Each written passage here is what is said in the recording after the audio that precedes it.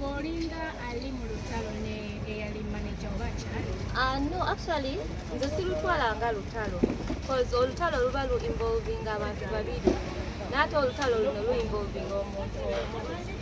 Why I came up to post that stuff, not to look for sympathy, but because my former manager, ngawe tuli wano mu camera, when you guys ask him, abagamba I am peaceful with my artist, but then wechivao bichuka muko in my inbox. That is why I was not pushing it back, like pressure yansuse konze kenyini nengamba, you know what, I have to let people know what's actually happening. You get buzibu kyo bwatukawo ku bantu mwawukana obuzibu kosigenda kubwogerako cause yenga ye yasaza ebintu bino tubikwasaganyize mu mateeka, and I respect that because I also got professional people abasobola okunyambako, and I was told not to say a lot about that paka ng'ebintu bikoze ki bimaze okusettlinga in the law.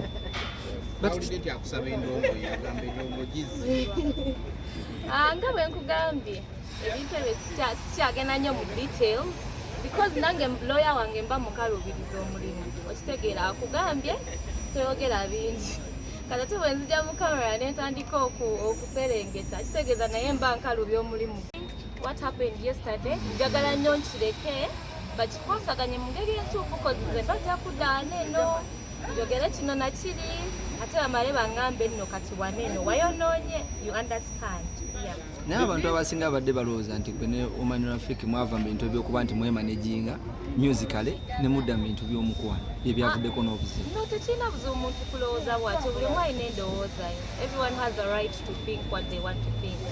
Sobola bw'obanga olina ky'otadde mu mutwe gwe kustopinga kulowooza ekyo, you understand. Okujjako nga gwe olina signs z'oba olabyewo nga kyodependinga ko naye bw'oba okijje like bw'oba okyogedde bwogezi out of nowhere then kiba kitegeeza gwe kennyini akirowooza gwe aba alina okutereeza ky'olowooza. Kati olina management empya? No, I'm not under management. You're under caretakers? No, I'm not under caretakers. I'm my own caretaker. Oli babera yagala okubukinga ako ayita mwani. Ayitira mu manager wange Bash. Yomupya? Mupya.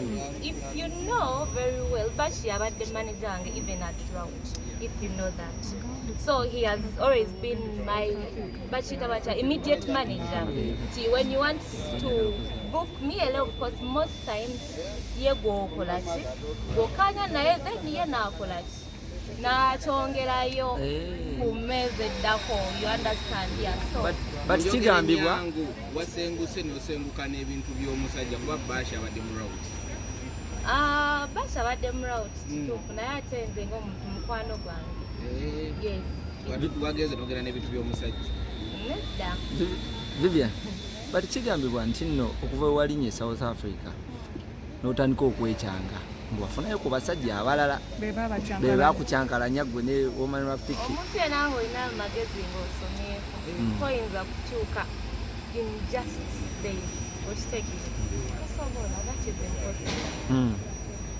Omusajja singa ajja ne yeetonda Omanrafik omusonyiwa ne muddamu ne mukwagala? Siri mu kudimandinga for an apology first of all because kiringa bwe naakera ku makya nengamba kati njagala taata wange neetondere.